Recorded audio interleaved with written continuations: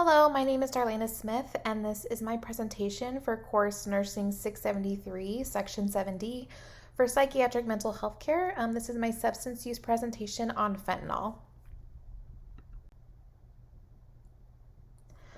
So a little background on fentanyl. Fentanyl is a synthetic opioid mainly used for sedation purposes and postoperative pain control.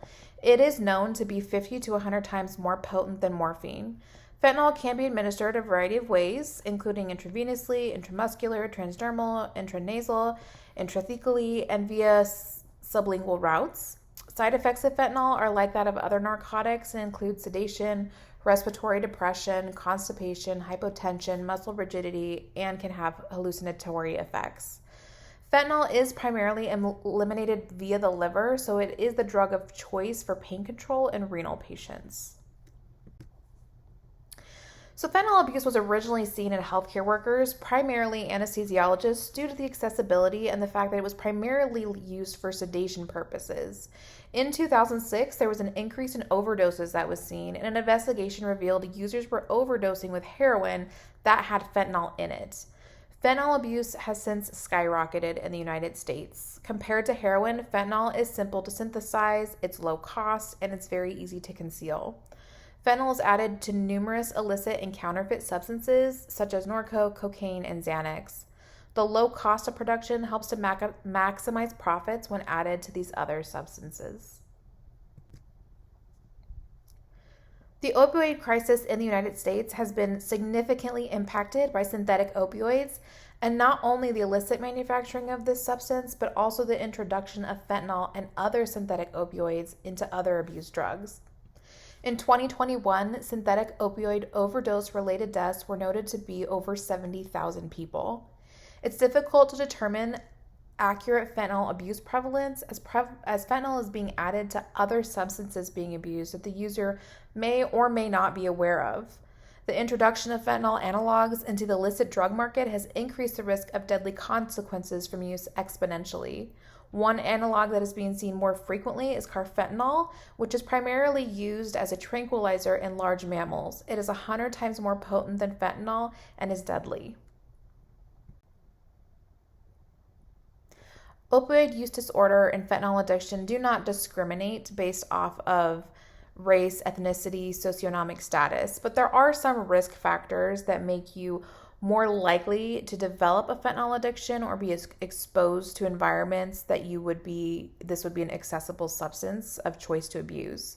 So some risk factors we'll go over here for fentanyl abuse include those living below the poverty line, non-rural communities where access to the substance is more readily available, a low level of education, those suffering from uncontrolled chronic pain, and those who do have a family history of some form of substance abuse. In this slide, we're going to review the effects of fentanyl, both short-term and long-term. So short-term effects of fentanyl use include respiratory depression, smooth muscle contraction, constipation, pupil constriction, and can have cardiovascular changes to blood pressure and heart rate. Long-term effects of fentanyl use include tolerance and dependence, in which the user requires a higher and higher dose to induce the same euphoric response, and dependency to consistently use in order to avoid withdrawal symptoms. The pattern of tolerance and dependency then ends up leading to a fentanyl addiction. As the user requires higher and higher levels of fentanyl to sustain the same response, it also greatly increases the risk of overdose. The result of overdose, if not responded to emergently, is unfortunately often death. So let's review some signs and symptoms of abuse of fentanyl. Signs and symptoms of abuse include taking more fentanyl than what was prescribed by a provider when the fentanyl is being legally obtained. In addition, individuals abusing fentanyl will continue their use regardless of the physical, psychological, or social consequences that may occur due to their continued use. Behaviors associated with fentanyl abuse include spending excessive time trying to obtain another prescription or finding their next fix illicitly. The individual addicted will show the inability to reduce the amount of the substance and often have cravings during gaps between uses and continue to use even with the knowledge that there is a risk to their health and life if they continue. In reviewing the overdose and suicide potential, fentanyl has a high risk of overdose due to the potency of the substance itself and the very low dose needed to be lethal for the individual. In addition to fentanyl abuse, other substances such as cocaine, MDMA, street Xanax may result in an unsuspected overdose due to the frequency which these illicitly derived substances are made either partially or entirely out of fentanyl. Fentanyl is relatively cheap to produce, as we discussed before, and a very low quantity is needed to produce the high users seek, making it the drug of choice to lace or replace other more costly illicitly sold substances.